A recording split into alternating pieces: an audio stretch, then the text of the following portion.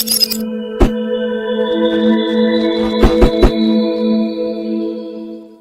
morning to our session, and today's topic is rehabilitating stagnant water systems post SA lockdown COVID-19. My co-host is Steve Brown, and I just want to kick off by saying, listening to the president's speech last night, he announced, that we need to prepare businesses before going back, which was great news. I think IOPSA also believes that this would be including rehabilitating of stagnant water lines within buildings that have been unoccupied or partially occupied for weeks now. Guys, it would really be a tragic to neglect to rehabilitate water systems as we emerge from COVID-19 pandemic, which could only result, in additional illnesses and potential loss of life if it's not done. So I'm going to basically move on to a short little video, which I'd like to share with you guys. The video is a nice introduction into our presentation, our discussion today. Thank you. Generally, when we design buildings, we don't design them to be shut down for 2 months at a time. We design them to be used. What we've never seen is massive building shutdowns across the country. And this is office buildings, this is schools, this is sporting venues, and this project focuses on what the consequences are of shutting down buildings across the country and allowing water to stagnate in their plumbing.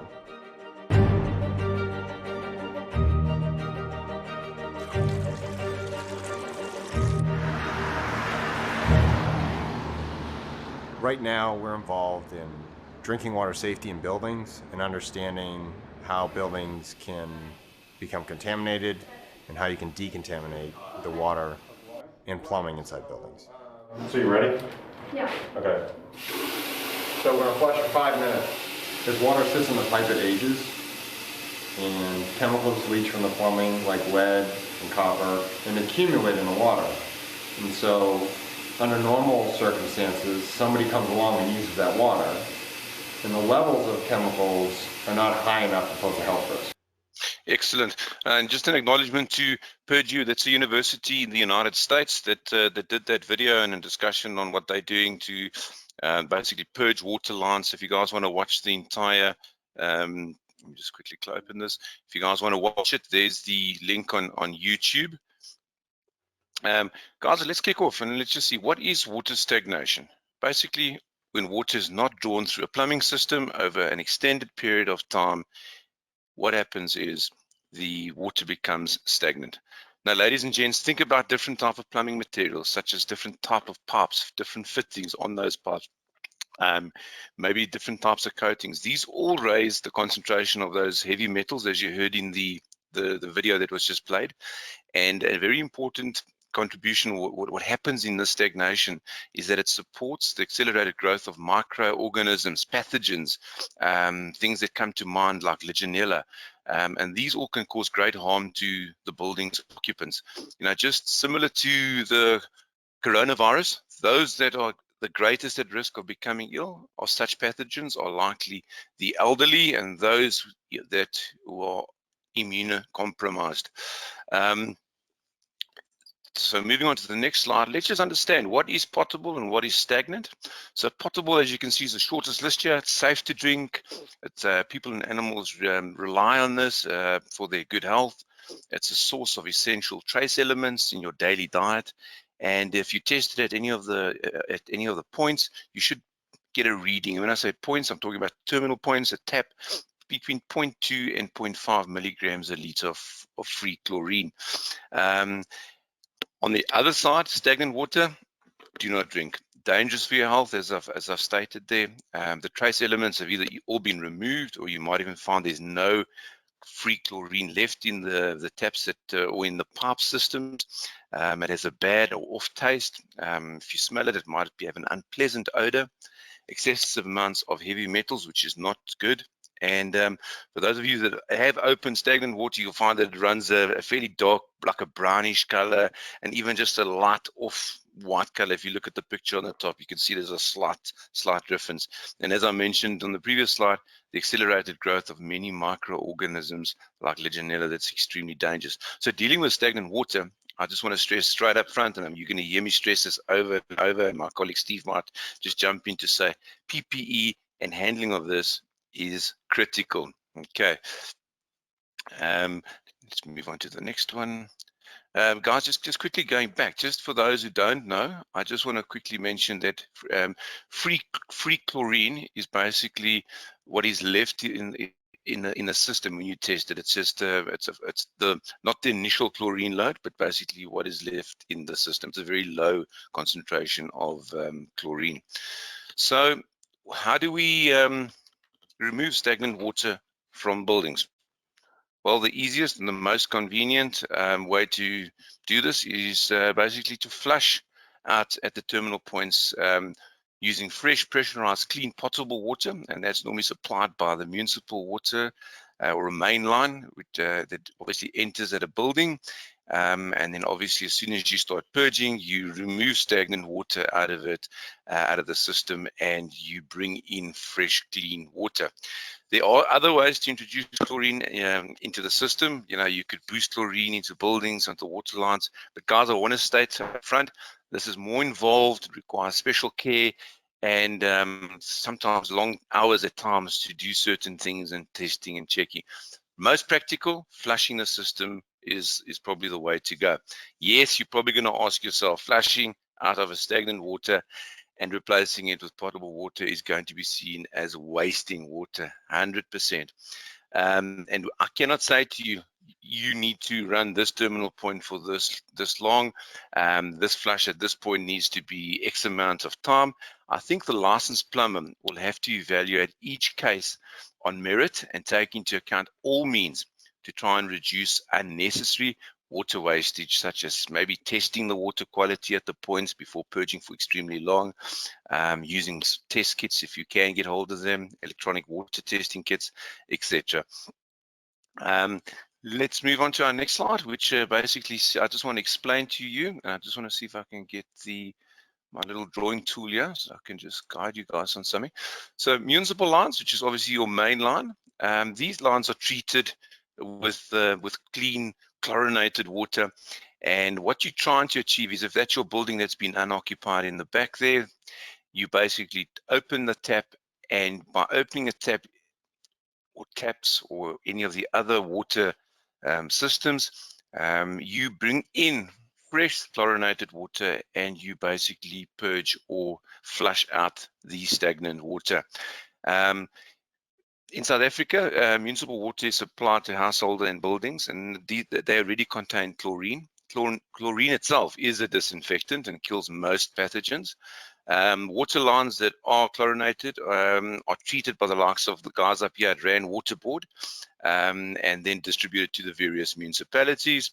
I just want to make a point. So when it gets distributed up here in Gauteng, the Rand Water Board also adds other chemicals, such as, I think it's monochloramine or mean, which is basically just an amino and chlorine that's mixed, and that water is basically added as booster pumps.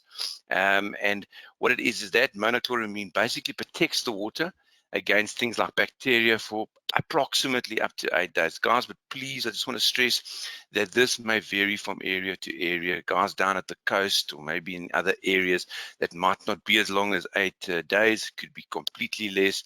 So please, guys, what I'm trying to point out is, or say to you, is just check with your local authorities or municipalities in your area exactly what that duration actually is. All drinking water, however, needs to be met to meet SANS 241, which is the water quality specification. All right, so let's have a look. When I say all water systems in buildings that have been vacant or sparsely utilized for weeks needs to be flushed, let's have a look at what those things are. So flushing would include opening of all water outlet taps, mixers, showers, including toilets and urinals. As mentioned, flushing the system will purge the stagnant water and will then obviously improve the water quality. Remember to flush the drinking fountains. And you see I've put some pictures up there for you guys, maybe just to help with referencing. Water coolers need to be emptied, cleaned as per manufacturer's requirements, and refilled with fresh potable water. Guys, when it comes to hot storage water heaters or point of water heater, point of use geysers.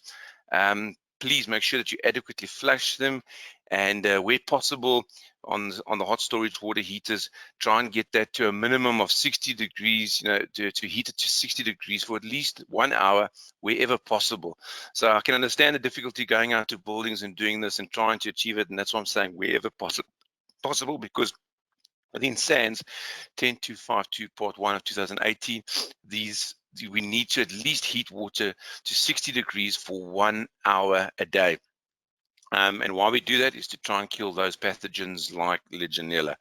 Guys, consider things that it may be a restaurant that you're going to be working at or rehabilitating.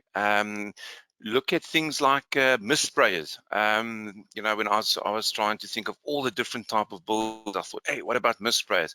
If you are draining those off, don't purge them by opening and allowing it to spray. You're only going to be exposing stagnant water into a mist, and your own safety or your staff safety might be at risk.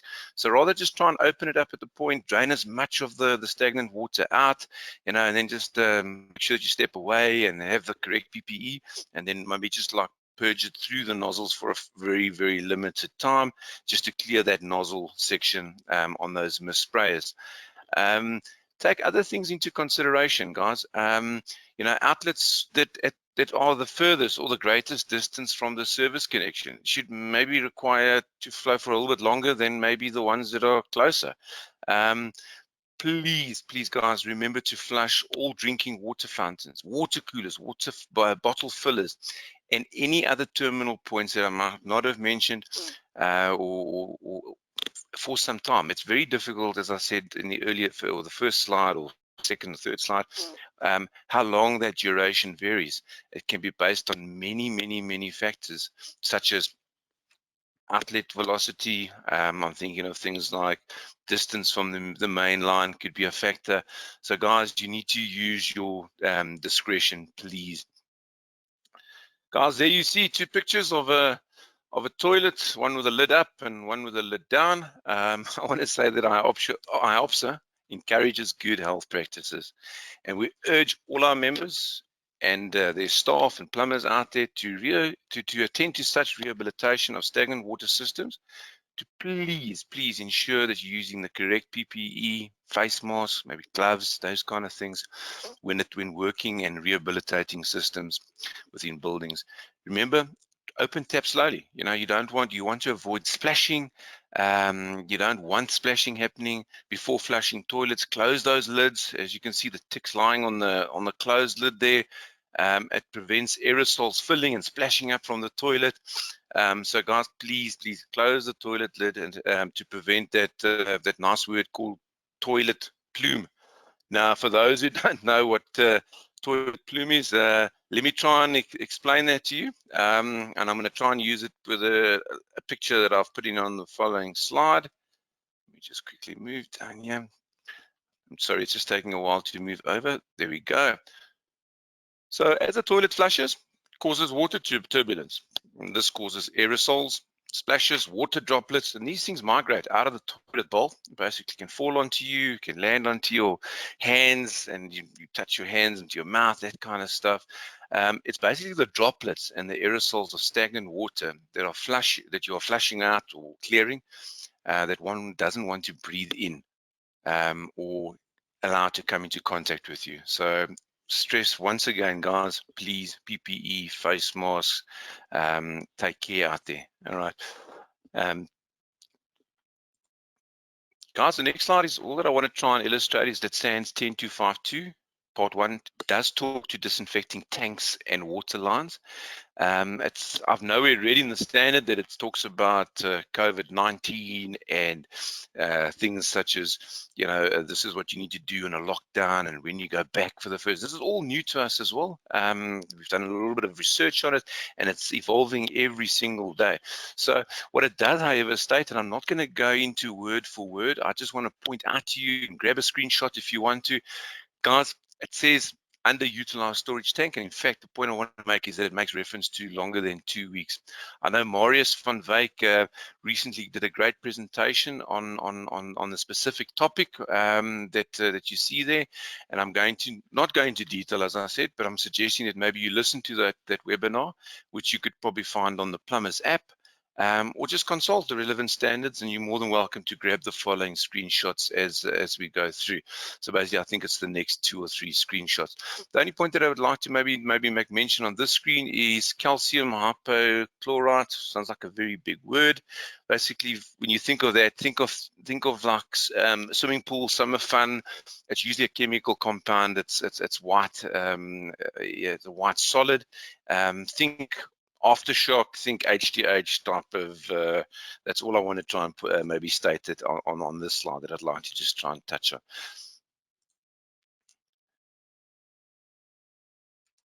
Guys, on this one, very much the same. As you can see, there's a lot of time involved if you want to follow this type of route of cleansing and disinfecting and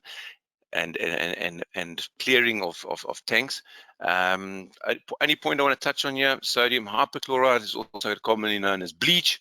It's frequently used as a disinfectant agent. It's a broad spectrum disinfectant, as I understand, and it's effective against viruses, bacteria, and even fungi and other microbacterium. But have a look at it, please consult, have a look at what the standard says regarding this. It is a very, as you can see at the bottom in point G, some of these tests, take hours, 3 hours, and again refill and fill it up again. It's a lot of probably water wastage, but please consult the standards and manufacturer's requirements. So the next slide basically says it refers to pipe work under pressure, and there once again it guides us as to what needs to be done in pipe works. It's a little bit more involved, cutting in, adding in chlorine tablets and those kind of things. But as mentioned right up front, the easiest and the most practical is probably just flushing and purging the system thoroughly. So at this point, I just want to maybe make mention of and you see I've got says boil, treat water before drinking. That if you're going out to the buildings, you're doing the treating, maybe just suggest to the building owner and whose staff are coming back, and including himself and any other occupant, even if you've purged this system, when it comes to drinking of that water, rather ask the guys maybe to boil the water for a couple of minutes, allow it to stand, and then consume that water, because that'll be probably safer. You can do things such as add a teaspoon of chlorine per 200 liters, a little bit more involved, and it might get too technical. I think boiling of water would probably be the easiest. I think of bottled water, is another option. Grab it at the supermarkets and maybe say to them, look, for the next week or so, whilst we're phasing it in and people are coming back into work. But remember, as water starts getting drawn and used in that building, the quality of the water will continuously improve, and obviously the nasties will be flushed out. All right, so let's have a look at some of those things that we really need to focus on when we're out at the buildings. The picture on the top shows a lot of sunlight falling onto a bottle or water cooler there that's been standing for the last couple of weeks. It's a good breeding ground for Legionella and other pathogens. I think this unit is probably switched off. And as far as the other webinars that I've attended to, my understanding is that Legionella loves a temperature range between like 20 and 46. It's an ideal growth range. So guys, we need to clear that little bit of water that you can see in that tank. Remember, there's a reservoir inside this. As soon as you remove that top section, that also needs to be purged or cleaned out by depressing one of the buttons. I see this one's got a hot button on the left-hand side and a cold water on the right-hand side. Guys, clean out, flush it out. But please, I want to just state something. Be very, very careful. We've got a similar system at home, and I looked at the little manual, and it said before cleaning or packing or storing, obviously plug it out. You don't want a little element to burn out in that. So take care always consult the specific instruction manual. You don't want a warranty or a concern happening a little bit later because you didn't follow a procedure. So if you're cleaning out, make sure you just follow that processes. All right. Other types of water coolers that I thought of that you're probably going to get out there, or that I have seen, is the self-full scenario, which you see in the photo. And then those ones that are a bit more intricate, they got like the sand, the charcoal, and a whole lot of filters like in the middle. And I've seen many of them that have a lot of algae around them, especially if they're standing for a long time. That water would also need to be cleaned and purged. But once again, if you're not 100% sure, maybe then suggest, listen, I think you need to get out a service agent, or there might even be someone that is servicing those things. So make it part and parcel of your offerings or your services to the building owner, landlord, leasee, that kind of thing. Building owner as an example. All right, let's move on. Guys, removal and cleaning of endpoint devices such as aerators, very important. And drinking fountain, the filters, is all very good practices. How I do it is basically, if I'm cleaning out an aerator, I use a little solution which is basically food safe. It requires almost little to no rinsing, and the thing that I use is, and I'm not promoting any product, I want you to go out there and investigate products there for you that you use or that you might use, might be better. One I use and I've used for my kids is a Milton sterilizing tablets or fluid. Basically taking it off, I just clean out the aerator. It's basically a very simple solution. As I said, it's totally food safe. Consider all those things. Just in a nutshell, I'm not going to go into too much detail. If anyone wants to know, a couple of things, 12.5 milligrams per liter.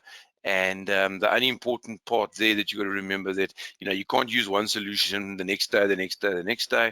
I think it only lasts, that disinfectant lasts only 24 hours. Think of things like shower roses that you could also clean out. Just watch out for solutions that might tarnish shower rose heads. That some have very nice chrome. Just be very careful. Like I said, please investigate what products are out there. Just a tip, when you're doing the clearing and that, maybe you want to do aerators last. So when you're flushing out at this point, you might find particles become loose in the pipes, and then when you're opening at a next point, it draws that, and eventually you might just be duplicating stuff. So when you're purging and flushing, please guys, just remember, as a tip, it's my tip out there to you guys, do aerators last, then clean it, clear it, and obviously dispose of the particles that you find there. Guys, I know that some people might be a bit concerned putting tools onto these aerators, and I believe Leroy Merlin in Strubens, I started to chat to Ruben, is there any questions? Friends out there, Robert Skuman, and he sent me a picture of a nice little tool that's easy to use, and he reckons this was about 50, 60 Rand that you could basically purchase this tool. It's very easy, it grips the fitting nicely, so I just wanted to put it out there and show you. I'm not too sure if it's available all over and if you can get it, but apparently Leroy Merlin sells these little tools.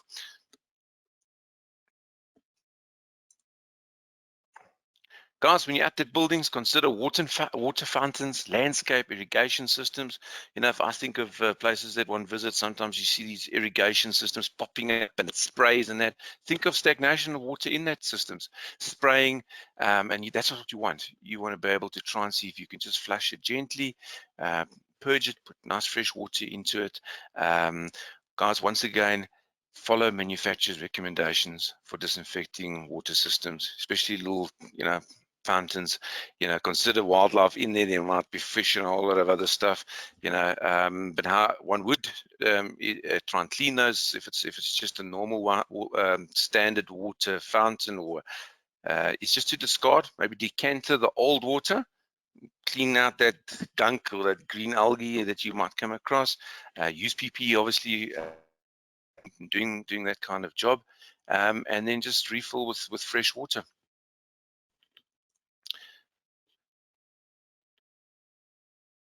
Guys, floor traps, you might come across this in some buildings. Some buildings will have floor drains. Be sure to pour water into the drain to make sure that the trap is fully restored in order to keep sewer gases from entering the building. That nasty gas that you don't want can just make people sick. If you're removing the baskets, remember to rinse and clean off those chemicals. They might be very gunky and very ugly at this point, filled with a lot of fungi and that kind of stuff. If you're using any chemicals, make sure that it's compliant and it's eco-friendly. And I just want to stress, remember, sanitary systems that have been implicated, that there's been a point that, and I'm going to basically touch on the next slide. I'm going to go a little bit more into detail, but sanitary systems have been implicated in the spread of viruses such as SARS. So any dry traps would provide an excellent pathway for exposure to viruses and other pathogens. So guys, I know I'm stressing on this. PPE, important. Rubber gloves, protective clothing. Have a bucket and scoop ready. If you're clearing out fat, don't go and dump it just back into a system, or dispose of it in a proper way. You know, try and find out if there's any services already been offered on those traps. Guys, you're the professionals out there. You know, we got a very, very important task. Please make sure that you do this correctly and do this safely and offer a great service and protect the people out there.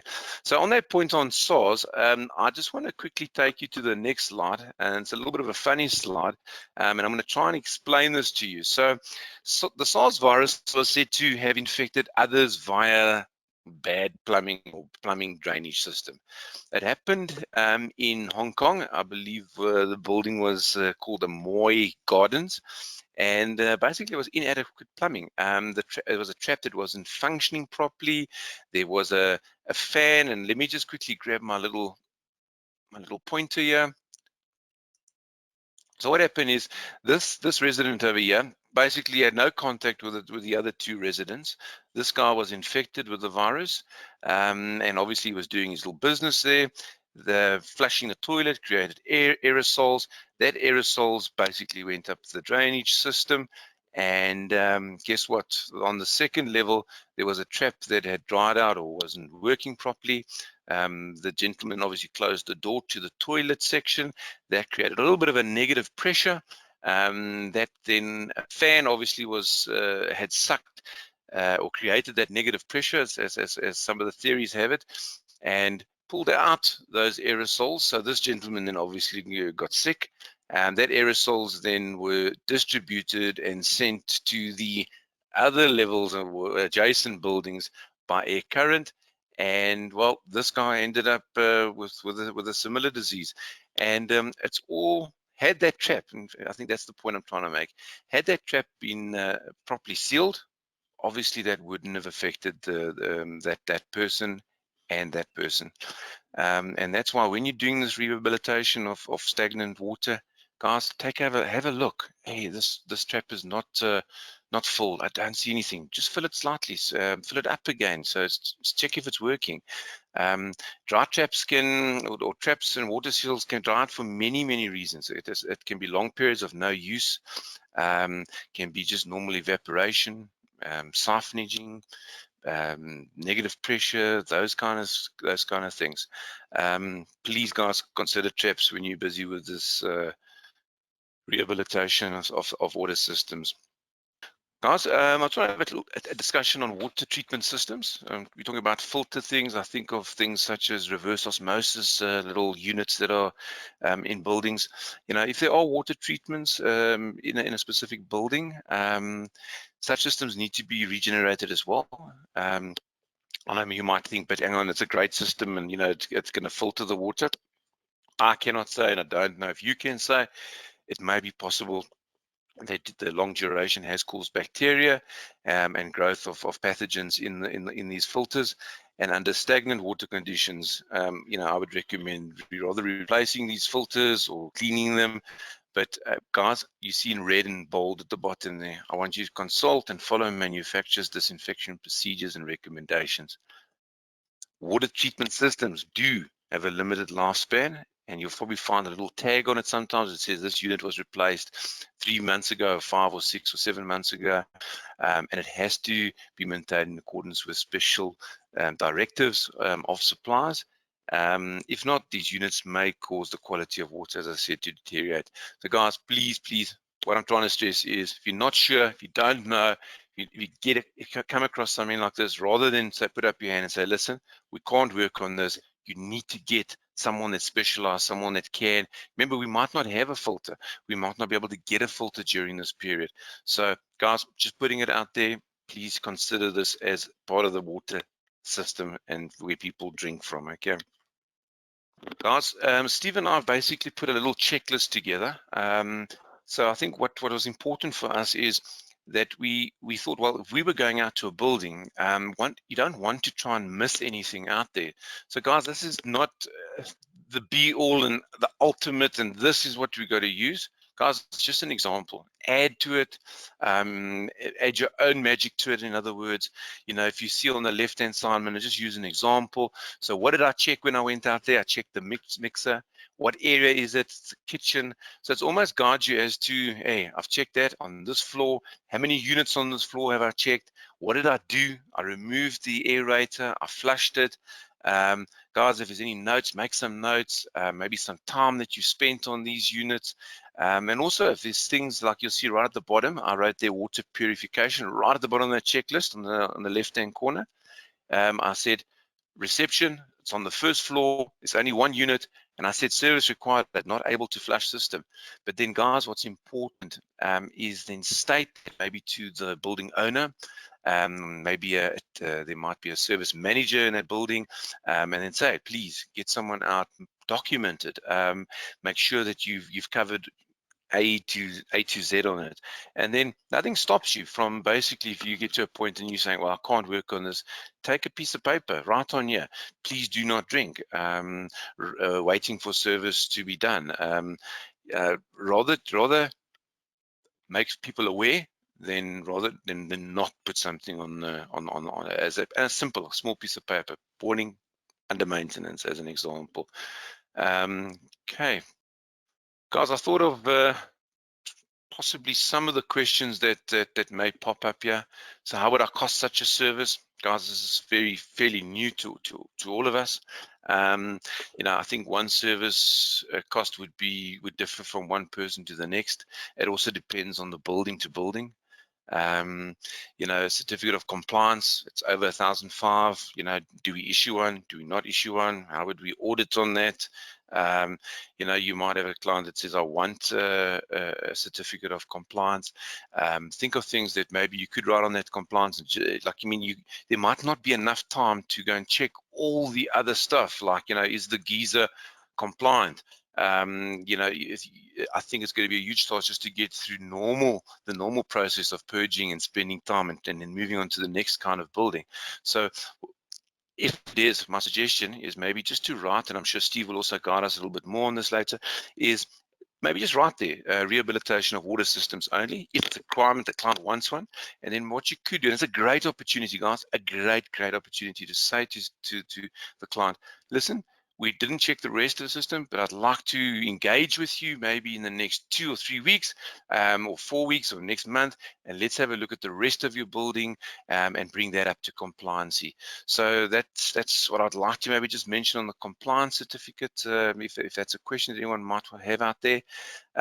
You might get that I'm working on, as I said, on the filtration system. If you're not comfortable, guys, do not attempt to try and rehabilitate it or work on it. You know, the worst if you don't know and then you start removing things and then you're stuck on a job. You don't want that. All right, rather than suggest get the right person out for that type of work.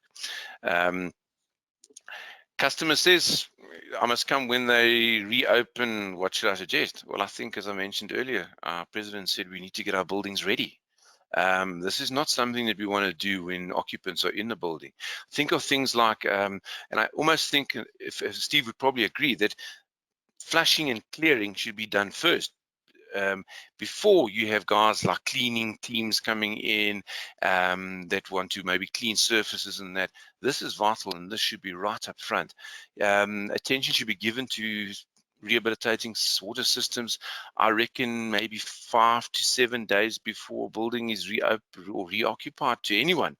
But guys, remember that period may vary from the periods given by local authorities. I mean, the guys, if it's no good flushing, and then you make another week and 2 weeks, and then, well, then you've just gone back into stagnation maybe.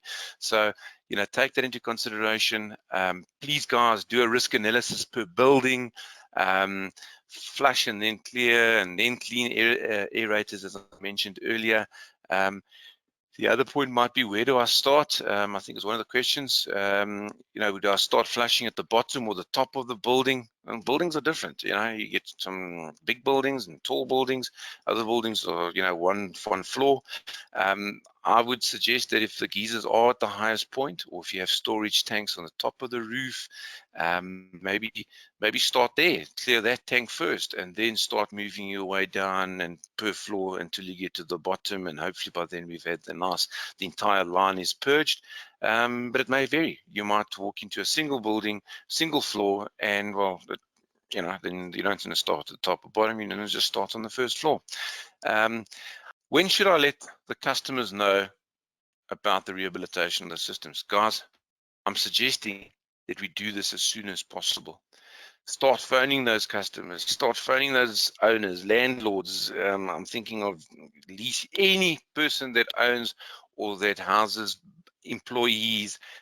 Start phoning them. Those that have been locked down and shut down, I'm sure we have a lot of lights should be coming on and saying, I need to phone this. Look in your local area, buildings that you need to, and that you could possibly phone and make contact and attend to such services. Sorry, guys, I'm just waiting for it to move over. Yeah, so, as I said, I've repeatedly used the word building. Please, guys, don't just think it's skyscrapers. Any office in which people work would be important. As you can see from that list, I'm not going to read through it. Things, car dealerships, hair salons, restaurants, manufacturing facilities, kids' play centers, vital, sports centers. I know that, as the president mentioned, there'll be a staggering of this, and suppose that actually helps us, because we're not going to get to everything if you had to do it all at once. But guys, it's endless. There's hundreds of different types of buildings and types of buildings out there. Please start thinking of those customers who you can assist and approach. IOPSA is busy with communication that we'll be sending out soon to our members, and I believe we'll also be posting it on our website. So please visit our website, and you're more than welcome to share that communication. I know that at a later point, we'll also be sending out a risk avoidance advisory to rehabilitate stagnant water systems post COVID-19, and we're going to be highlighting to parties to not self-purge, but rather to use a licensed plumber, guys. Someone that understands, that's been trained, and as you see, I'll touch on that a little bit more. But guys, this is not something that, and I think you're going to get, no, but I'll just purge this myself. I'll just flush to this point. But it's more than that. It goes about doing it properly. And we obviously want a licensed plumber involved. We want an IOPSA member only. So that, as you can see on the slide there, and I've made the letters small because we are busy just changing one or two small things. But I can tell you that it's going to state, do not attempt to purge or rehabilitate stagnant water systems yourself. Please only use a licensed plumber, as I mentioned, who is trained on these procedures and processes to safely rehabilitate stagnant water systems, guys, for regular use again.